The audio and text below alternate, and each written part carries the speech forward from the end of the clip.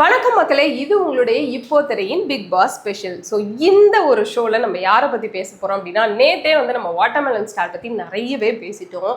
அவருக்கு பாரு தான் பயங்கர பெட்டாக இருக்கிறாங்க, அண்ணன் தங்கச்சி அப்படின்னு 2 பேரும் உருகிட்டு இருக்காங்க, ஒரே ஊர் அப்படி இப்படின்னு சொல்லிட்டு.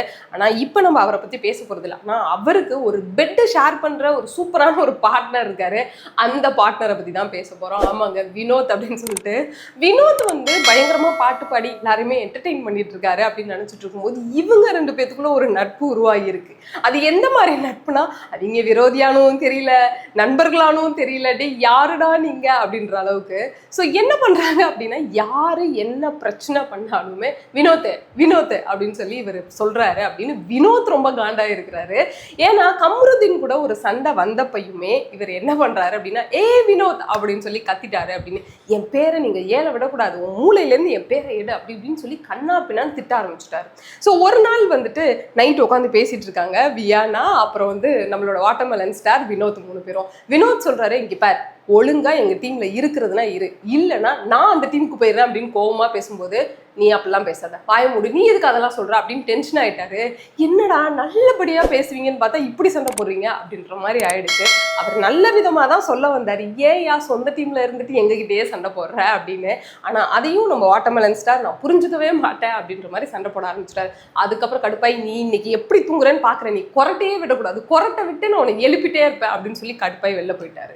சரிடா, உள்ள போயிட்டீங்களே, அமைதியா சண்டை போட்டீங்களே, சண்டை போட்ட மாதிரி இருங்கடாடா. 2 பேரும் பெட்ல உட்காந்து இப்படி கையை நீட்டி பேசிட்டு இருக்காங்க.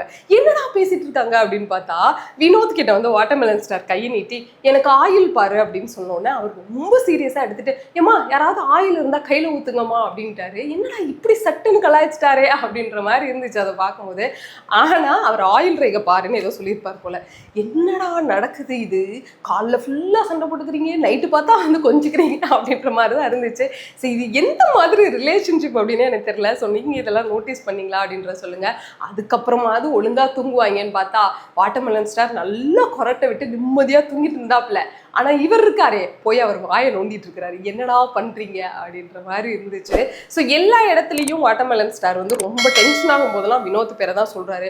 நாளை பின்ன போலீஸ் ஸ்டேஷன் போய் அங்கேயும் ஏன் பேரை சொல்லிடாதையா, ஏதாவது பிரச்சனைனா அப்படின்னு அவரு கதற அளவுக்கு இவர் வந்து அவரோட பேரை வந்து மனப்பாடம் பண்ணி மூச்சு விடுற மாதிரி வினோத்துன்னு சொல்லிட்டு இருக்கிறாரு. ஸோ அந்த மாதிரி ஒரு ஃப்ரெண்ட்ஷிப்பும் வந்து நடுவில் போயிட்டு இருக்கு. இப்போதான் நம்மளோட வாட்டர்மெலன் ஸ்டார் வந்து பார்வை தாண்டி ஒரு கேரக்டர் கிட்ட அவர் நல்லா பேசுறாரு, அப்பப்போ சண்டையும் போடுறாரு அப்படின்னு நினைக்கிறேன். ஸோ இதுக்கு நடுவில் நேற்று வந்து பார்த்தீங்க அப்படின்னா பொம்மை டாஸ்க் போட்டப்போ கூட ஸோ கம்ருதீன் அவர்கள் வந்து வாட்டர்மெலன் ஸ்டார் ஒரு வார்த்தை சொல்லும்போது தூ அப்படின்னு சொல்லி துப்பிட்டாரு. அது பயங்கர பிரச்சனையாச்சு. அந்த டைமில் வந்து பாரு சப்போர்ட் பண்ண போயிட்டாங்க.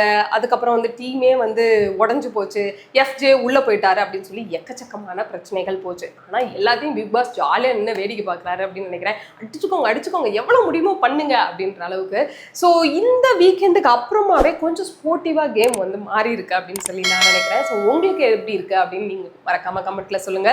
ஸோ நிறைய வந்து லவ் போர்ஷன்ஸும் வந்து போயிட்டு இருக்கு. ஸோ அதெல்லாம் என்ன அப்படின்றத அடுத்த வீடியோவில் உங்ககிட்ட சொல்கிறேன். Thank you so much.